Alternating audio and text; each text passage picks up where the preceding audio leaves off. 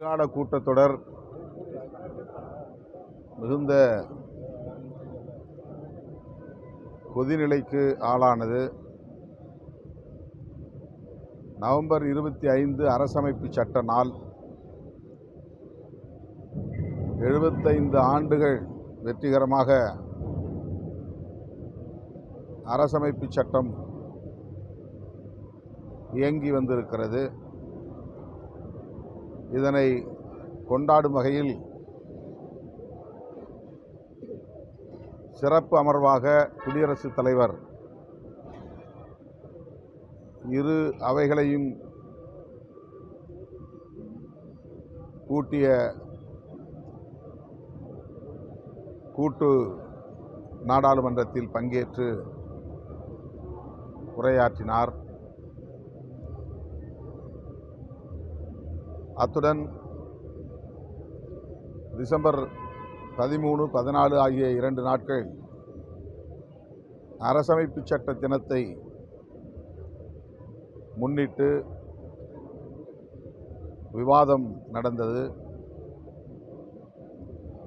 ஆளும் கட்சியினர் மற்றும் எதிர்க்கட்சிகளை சார்ந்த உறுப்பினர்கள் இந்த விவாதத்தில் பங்கேற்று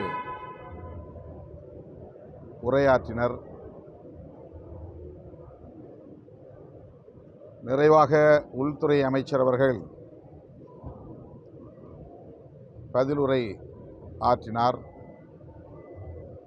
மாநிலங்களவையிலே அவர் பதிலுரை ஆற்றுகிற போது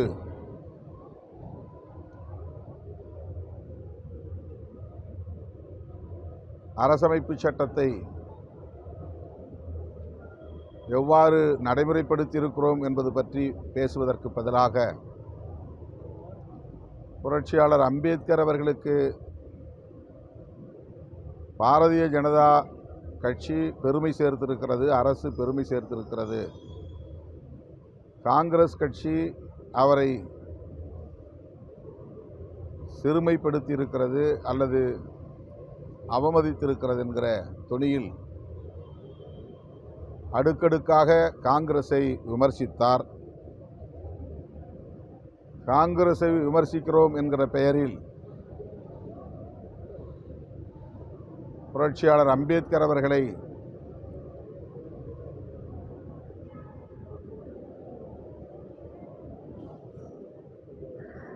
அவமதிக்கிற வகையிலே பேசினார் என்பதுதான் இந்த கொதிநிலைக்கு காரணம். அம்பேத்கர் என்று எதிர்க்கட்சிகள் தொடர்ந்து பேசுகிறார்கள். இது ஒரு ஃபேஷன் ஆகிவிட்டது. இப்படி அம்பேத்கர் என்று சொல்வதற்கு பதிலாக பகவான் பெயரை உச்சரித்தாலாவது புண்ணியம் கிடைத்திருக்கும், சொர்க்கம் கிடைத்திருக்கும் என்று அவர் செய்த ஒப்பீடுதான் பெரும் அதிர்ச்சியை ஏற்படுத்தியது. நாடாளுமன்றத்தை மட்டுமல்ல, ஒட்டுமொத்த தேசத்தையே அது அதிர்ச்சிக்குள்ளாக்கி இருக்கிறது. அதனை ஒட்டி ராகுல் காந்தி அவர்களின் தலைமையிலான எதிர்க்கட்சி உறுப்பினர்கள் அடங்கிய இந்தியா கூட்டணி நாடாளுமன்ற வாசலில் ஜனநாயகபூர்வமாக எதிர்ப்பை தெரிவித்தோம். புரட்சியாளர் அம்பேத்கரின் திருவுருவப் படங்களை கையிலேந்தி ஜெய்பீம் முழக்கங்களை எழுப்பி உள்துறை அமைச்சர் அமித்ஷா அவர்கள் மன்னிப்பு கோர வேண்டும், பதவி விலக வேண்டும் என்ற கோரிக்கைகளை வலியுறுத்தினோம். 2வது நாளாக நடைபெற்ற இன்றைய எதிர்ப்பில் அல்லது கண்டன நேற்றைய நிகழ்வில் 2வது நாளாக நடைபெற்ற நிகழ்வில் எதிர்க்கட்சி உறுப்பினர்கள் ஒன் பை ஒன் ஒருவர் பின் ஒருவராக அம்பேத்கர் சிலையிலிருந்து அணிவகுத்து புதிய நாடாளுமன்றத்தின் மகர வாசலில்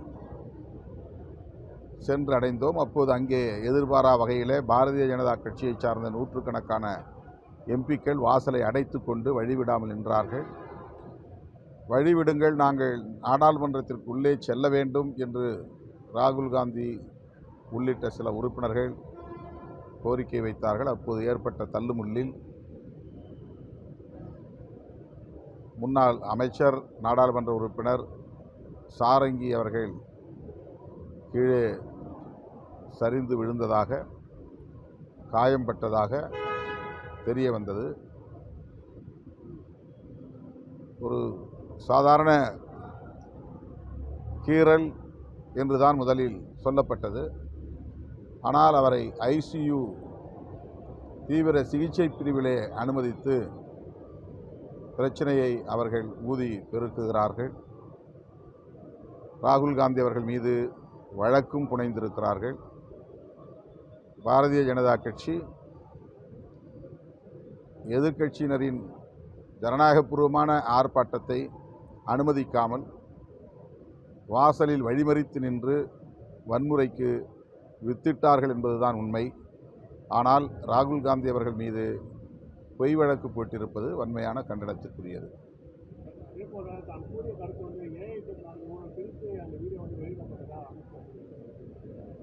அது உண்மை அல்ல. நாடாளுமன்றத்தின் அவை நடவடிக்கைகள் முழுமையாக அனைத்து தொலைக்காட்சிகளிலும் ஒளிபரப்பாகியிருக்கிறது. அது இன்றும் எல்லோரிடமும் இருக்கிறது, எல்லா தொலைக்காட்சிகளிடமும் இருக்கிறது. அது புனையப்பட்டதல்ல. அவருடைய உரை நீண்ட உரை, அதிலே அந்த ஒரு பகுதி வெட்டி பரப்பப்பட்டிருக்கிறது என்பது உண்மை. ஆனால் அதில் எதையும் இட்டுக்கட்டி தவறான முறையில் அவர் மீது குற்றம் சுமத்தும் வகையில் யாரும் அவதூறு பரப்பவில்லை. 100 விழுக்காடு அவர் பேசிய பேச்சுதான் அது. அவர் கடவுளோடு ஒப்பிட்டு அம்பேத்கர் அவர்களை பேசியது அவருடைய ஆழ்மனதில் ஆக்கிரமித்திருக்கிற அம்பேத்கர் மீதான வெறுப்பை வெளிப்படுத்தியிருக்கிறது என்பதுதான் இன்றைக்கு நாட்டு மக்களுக்கு உணர்த்தியிருக்கிற செய்தி. துணைவேந்தர் நியமனத்தில் தொடர்ந்து ஆளுநர் பல்கலைக்கழக மானியக்குழு உறுப்பினர் துணைவேந்தர் தேர்தலுக்கு தொடர்ந்து சேர்க்கணும் அறிக்கை விட்டிருக்கிறார். மாலை கூட அறிக்கை விட்டிருக்கிறாரு. அதற்கு எதிர அறிக்கையை உயர்கல்வித்துறை அமைச்சர் கூட அதில் அரசியல் செய்ய வேணாம், பல்கலைக்கழக துணைவேந்தர் தேர்தலுக்கு ஏற்கனவே தமிழக அரசு தீர்க்கமாக அறிவிப்பை வெளியிட்டு சொல்லியிருக்கிறார். RN ரவி அவர்கள் ஒரு ட்ரபிள் மேக்கர், எப்போதுமே சர்ச்சைகளை உருவாக்கக்கூடியவர். ஏற்கனவே அவருக்கு அப்படி ஒரு முத்திரை உண்டு. அதை மறுபடியும் உறுதிப்படுத்தி கொண்டே இருக்கிறார். அவரை இந்திய ஒன்றிய அரசு திரும்பப் பெற வேண்டும் என்பதுதான் ஒரே தீர்வு. தமிழ்நாடு அரசுக்கு தலைவலி கொடுப்பதாக எண்ணிக்கொண்டு ஆட்சி நிர்வாகத்திற்கு முட்டுக்கட்டை போடுகிறார், நெருக்கடிகளை தருகிறார், நிர்வாக சிக்கல்களை ஏற்படுத்தி வருகிறார். அது அவருடைய போக்காக, இயல்பான போக்காகவே இருக்கிறது என்பதால் அவரை திரும்பப் பெற வேண்டும் என்று வலியுறுத்துகிறோம்.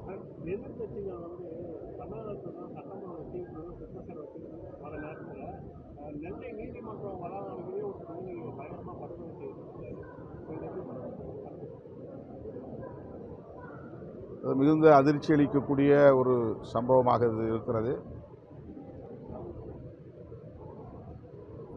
தமிழ்நாடு அரசு அந்த குற்றவாளிகள் மீது கடும் நடவடிக்கை எடுக்க வேண்டும். இதுபோன்ற பட்டப்பகலில் நீதிமன்ற வளாகத்தில் பொதுமக்கள் கூடியிருக்கிற இடத்தில் படுகொலை செய்யும் அளவுக்கான துணிச்சல் கூலிப்படையினரின் நடவடிக்கைகள் பெரும் அதிர்ச்சியை தருகிறது. இந்த பிரச்சனைகளில் அரசு கூடுதல் கவனம் செலுத்த வேண்டும், கட்டுப்படுத்த வேண்டும் என்று வலியுறுத்துகிறோம். கடந்த முறையில் தேர்வுகள் வந்து சிஏ எக்ஸாம்ஸ் வந்து பொங்கல் டைம்ல வச்சு அதை மாற்றிருந்தாங்க சார். தற்போது யூஜிசி நெட்டோட எக்ஸாமும் பொங்கல் டைம்ல வைக்கிறாங்க. இது தமிழக தேர்வாளர்களுக்கான ரொம்ப இதாக இருக்குது. இது பர்பஸிவாக வந்து மத்திய அரசு செய்யணும்னு நினைக்கிறீங்களா? தமிழ்நாட்டு மக்களின் உணர்வுகளை மதிக்க பாஜக அரசு, ஒன்றிய அரசு தயாராக இல்லை. ஏற்கனவே சுட்டிக்காட்டிய பிறகும் இந்த ஆண்டும் அதே அவர்கள் செய்கிறார்கள் என்பது எந்த அளவுக்கு தமிழக மக்களை அவர்கள் அலட்சியப்படுத்துகிறார்கள், தமிழக மக்களின் கலாச்சாரத்தை அவர்கள் அவமதிக்கிறார்கள் என்பது தெரிய வருகிறது. இந்திய ஒன்றிய அரசின் இந்த போக்கை விடுதலை சிறுத்தைகள் கட்சி வன்மையாக கண்டிக்கிறது.